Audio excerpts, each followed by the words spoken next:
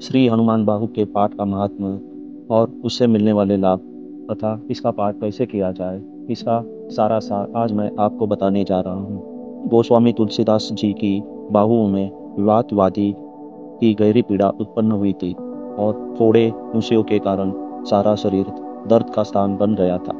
औषध, यंत्र तंत्र, त्रोटक आदि अनेक उपाय किए गए, किंतु घटने के बदले रोग दिनों दिन बढ़ता ही जाता था।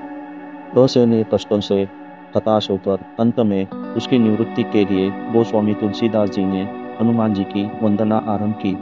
अंजनी कुमार की कृपा से उनकी सारी व्यथा नष्ट हो गई। वही 44 पद्यों का हनुमान बाहु नामक स्तोत्र प्रसिद्ध है। असंख्य हरिभक्त श्री हनुमान जी के उपासक निरंतर इसका पाठ करते हैं और अपने वंचित मनोरथ को प्राप्त करने संकट के समय इस फलदायक स्तोत्र का श्रद्धा विश्वास पूर्वक पाठ करना राम भक्तों के लिए परमानंददायक सिद्ध हुआ है। हनुमान बाहु से मिलने वाले लाभ। ऐसा माना जाता है कि जिन्हें गठिया, वात, सिर दर्द, कंठ रोग, जोड़ों का दर्द आदि तरह के दर्द से परेशान हैं, तो जल का एक पात्र सामने रखकर हनुमान बाहु का 26 या 21 दिनों तक मूर्त देखकर पाठ करें। प्रतिदिन उस जल को पीकर दूसरे दिन दूसरा जल रखें।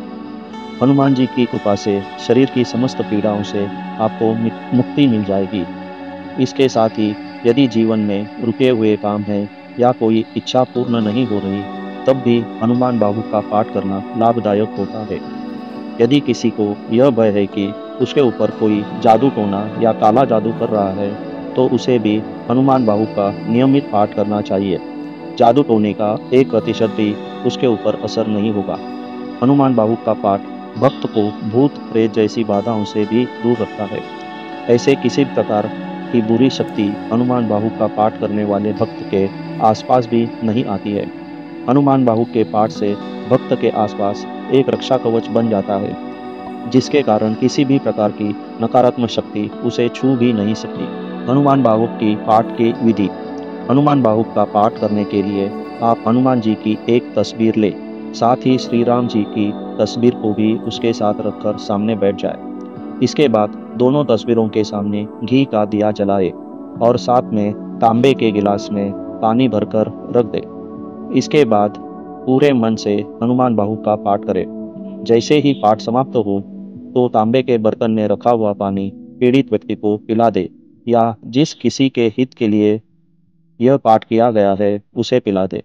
इस तरह व्यक्ति सभी प्रकार के शारीरिक एवं मानसिक कष्टों से दूर रहता है। केवल कष्ट होने पर ही नहीं, बल्कि रोजाना भी हनुमान बाहु का पाठ करना फलदायी होता है।